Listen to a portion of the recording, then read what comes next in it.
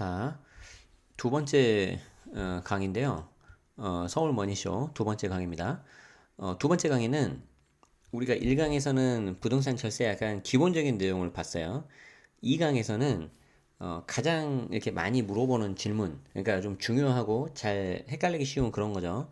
10개를 저희가 추려서 그 당시 이렇게 좌담의 형식으로 설명을 드렸는데 이 10개를 제가 두 개씩 다 끊었어요. 그래서 두 개씩 다 끊어서 여러분들이 좀 관련된 부분 잘 보십사 하고 이렇게 놔뒀습니다. 준비를 한번 해봤습니다. 자, 어떤 게 있는지 한번 보도록 하죠. 자, 이거 두 개씩 질문하고 이제 계속 끊을 거예요. 아마 영상 그렇게 길진 않을 거예요. 자, 보세요. 자, 첫 번째. 2019년 올해도 부동산 세법이 많이 바뀌네요. 어떻게 바뀌는 건가요? 네. 굉장히 많이 바뀌는데 이거를 한 장으로 한번 제가 정리를 해봤어요. 자, 한 장으로. 자, 어떻게 정리했는지 한번 봅시다. 자, 요렇게 제가 정리를 해봤죠. 어, 취득 단계, 보유 단계, 양도 단계 이렇게 세 단계에 있어서 각각 세금이 나온다고 말씀을 드렸어요. 그래서 이때 다시 이 세 단계를 가지고 어떻게 부동산 세금 이슈가 있는지 한번 알아보기 위해서 이렇게 한번 해봤습니다. 자, 취득 단계에 있어서는 자, 취득세 감면 혜택이 21년까지 연장이 되는데 이거는 다 해주는 게 아니고 임대주택으로 등록했을 때 그리고 신규인 경우에 이게 새 아파트만 되는 거예요. 그리고 공동주택 그리고 주거용 오피스텔까지 됩니다. 다 되는 거 아니에요. 구축도 안 되고요. 그리고 공동주택이 아니라 단독주택 이런 거 안 돼요. 자, 그래서 이거 원래 작년까지였는데 21년까지 3년 더 연장이 됐어요. 자, 그래서 필요하신 분들은 활용하시라는 거고요. 그리고 신혼부부 생애 최초 주택 구입할 때 취득세가 50% 감면되는 혜택을 신설했어요, 이번에. 이번에 처음 났어요, 처음. 그래서 양쪽 다 주택을 구입했던 이력이 없어야 돼요. 둘 중에 하나라도 있다면 그냥 합친 다음에 1주택 비과세 받으면 되겠죠. 아니면 둘 다 하나씩 있어. 그럼 되게 좋을 텐데, 자, 둘이 합쳐지고 나서 이 중에 아무거나 5년 이내에 팔면 걔는 비과세가 또 돼요. 자, 아무튼 그렇게 이미 혜택이 있는데, 둘 다 주택이 없는 경우에 이렇게 어떤 혜택을 줄 거냐라고 또 됐단 말이에요. 그래서 이번에 생겼으니까 혹시 필요하신 분들은 활용하시고요. 자, 보유세에 있어서는 재산세 감면 혜택도 21년까지 연장이 됐고, 얘도 등록 임대주택인데 조심해야 되는 게 뭐냐면 두 개 등록해야 돼요, 두 개. 그러니까 내가 하나만 등록했다. 그러면은 재산세 감면 혜택은 없어요. 아무리 면적이 낮고 가액이 낮다 하더라도 요건 조심하셔야 되고요. 자, 그리고 다가구 주택은 지금까지 단독주택이기 때문에 이 재산세도 공동주택만 해줬거든요.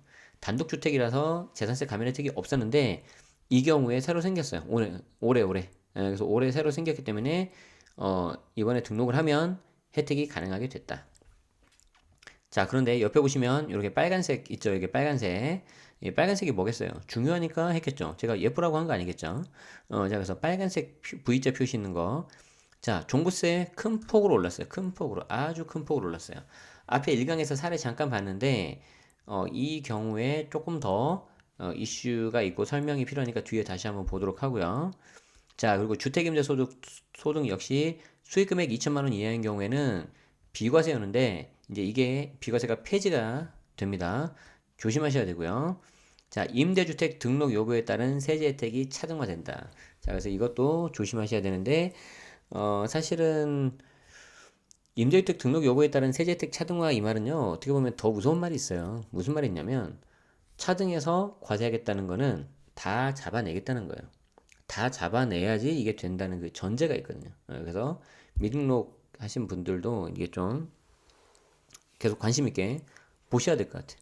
자, 그리고 올 상반기 4월 달에 통과가 됐죠. 박홍근 의원이 발의한 민간 임대주택에 관한 특별법 그 개정법 민특법이라고 하죠. 얘는 엄밀히 말하면 여기 보시면 이제 세법은 아닌데 부동산 관련 법이 더 정확한 말인데 제가 그냥 넣었어요. 그래서 왜냐면 이 5%를 잘 못 지켜버리면 이 5%를 잘 못 지켜버리면 과태료 나와요. 어, 과태료도 과태료인데 세제 혜택을 못 받아버려요. 그렇기 때문에 잘 지키셔야 된다. 그래서 일단 좀 애매하다 싶으면 기존에 그냥 오픈하시는 게 제가 봤을 때는 안전하고요. 올해 이제 4월 달에 법이 개정됐으니까 6개월이 지난 10월부터 이제 등록하는 분에 대해서는 기존부터 다 5% 하셔야 돼요.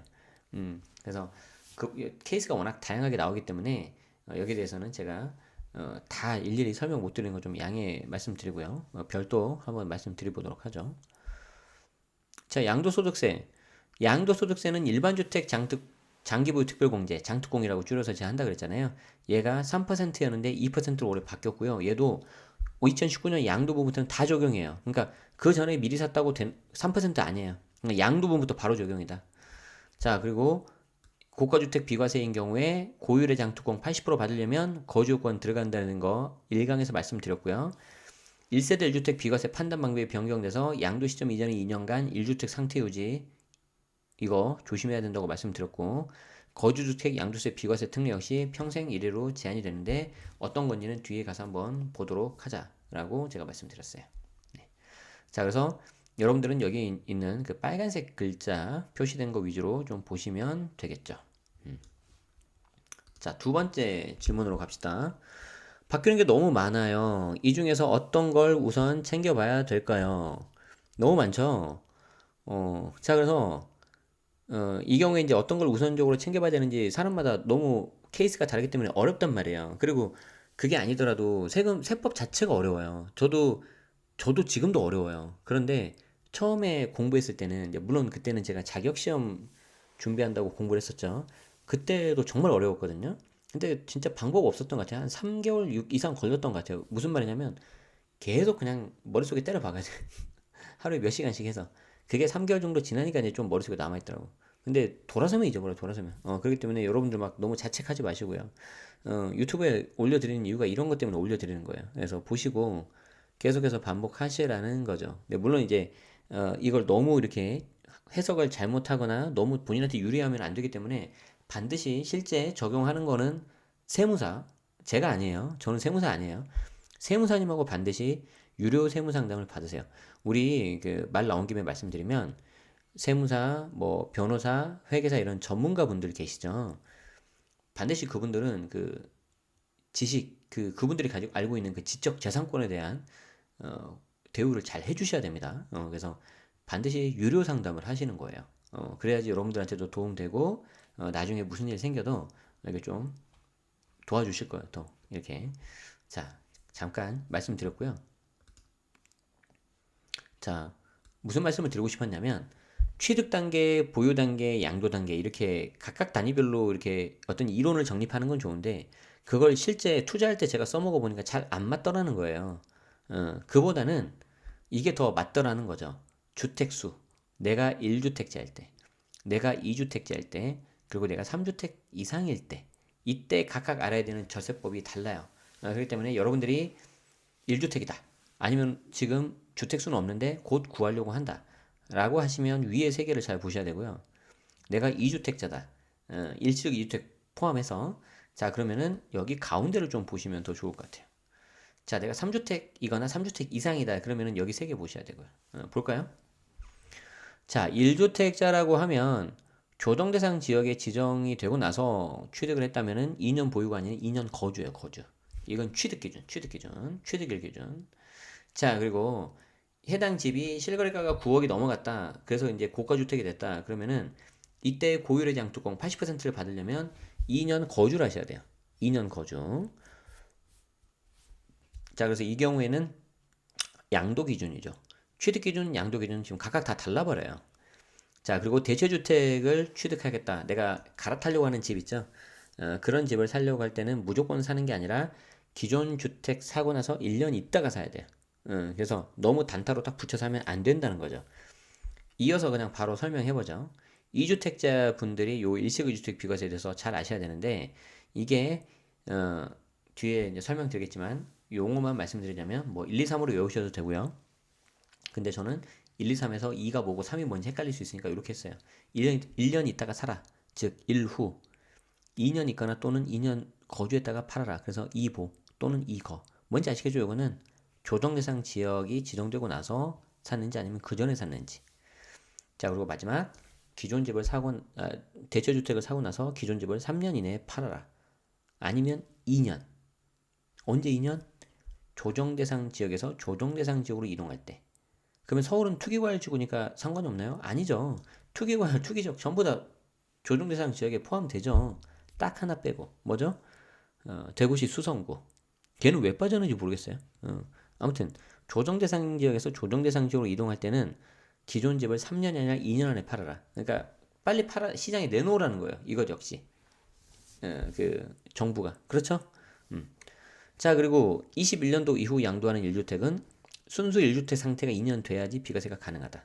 요거 제가 말씀드렸었어요. 자, 마지막 내가 3주택 이상 다주택자라고 보면은 이때 조심해야 되는 거 종부세 세부담. 특히 이제 3주택은 그냥 주택 수만 3개면은 종부세가 중과가 되기 때문에 조심하셔야 되고요. 그리고 이때 내가 월세 또는 간주임들 전세를 놓고 있다면은 이 월세 또는 간주임들에 대해서 주택 임대 소득이 나오기 때문에 여기에 대한 절세 전략이 반드시 있어야 되는 거죠. 그래서 얘가 아무리 적다 하더라도 물론 필요경비 받고 기본계획 받아서 이것저것 해서 만약에 세금 자체가 빵으로 나올 수는 있지만 여기에 대해서 웬만하면 이제 분리과세로 단돈 몇만 원, 몇천 원이라도 세금이 나오기 때문에 이거 잘 아셔야 된다는 거죠. 그래서 좀 금액이 지금까지 작으니까 넘어갔을 뿐이지 앞으로는 여기에 대해서 좀 제대로 된 과세가 될 수 있기 때문에 조심하셔야 되는 게 좋아요. 자, 그리고 거주주택 양도세 비과세 특례는 평생 1회로 제한된다고 했었어요. 예, 여기에 대해서는 나중에 다시 한번 말씀드려보도록 하죠. 그래서 이게 제일 좋아요. 이 거주주택 양도세 비과세 특례. 그런데 뒤에 다시 한번 말씀드리도록 하겠습니다. 자, 그래서 저희가 이 강에서는 자주 묻는 질문 10개 중에서 2가지를 알아봤어요. 자, 올해도 부동산 세법이 많이 바뀌는데 어떻게 바뀌는 거냐? 그리고 이 중에서 어떤 걸 우선적으로 챙겨봐야 될 거냐? 여기에 대해서 이렇게 알아봤습니다. 자, 그래서 여기까지 잠깐 하고요. 여러분들 이걸 잘 머릿속에 집어넣으신 상태에서 그 다음 내용을 보고 들으시면 더 좋을 것 같습니다. 네, 2강 여기까지 하도록 하겠습니다. 잠깐 쉬겠습니다.